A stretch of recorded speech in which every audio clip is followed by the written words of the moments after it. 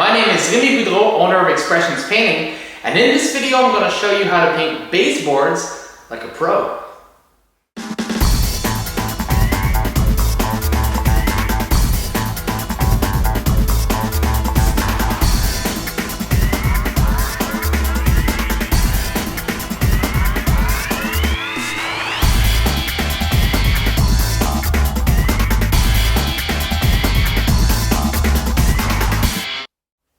Now, when you're painting a room completely, ceilings, walls, trims, as I demonstrated in these videos, baseboards is what you want to do last. The reason is you can be as good a painter as you want, but drops of paint from the roller or the brush may still hit the baseboard. So if you're gonna do the baseboards first, at least you know you're gonna have to do some touch-ups. So in most cases, I simply prefer just maximizing the time it takes and do it all at the end.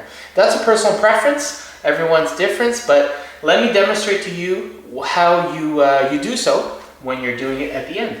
First thing you want to do is you want to make sure that there's no dust on the baseboard. So whether you take a vacuum or duster or a brush, just make sure to remove everything so that it doesn't mix with the paint and affect the quality of your finish, of course. Depending on your abilities, there's a couple ways you may go about in this way. If you're fairly confident in your skills, you can do the same technique as when you were brushing the walls, just dipping putting as much paint as you can, and then unloading it, leaving the top once again empty of paint, so that you can work in precision when you go next to the floor, and the same thing when you go and cut next to the wall.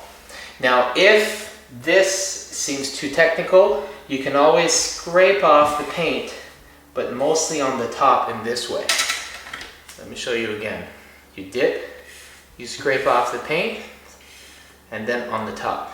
This makes you able to start right there and cut with more precision against the wall. Of course, there's always the possibility of using tape if this is still a little too technical. This is probably where you get the most technical involvement, in the sense that you have two cut lines to do in a very narrow space. So this makes sense that if you want to use tape, most likely this is a good place to do so.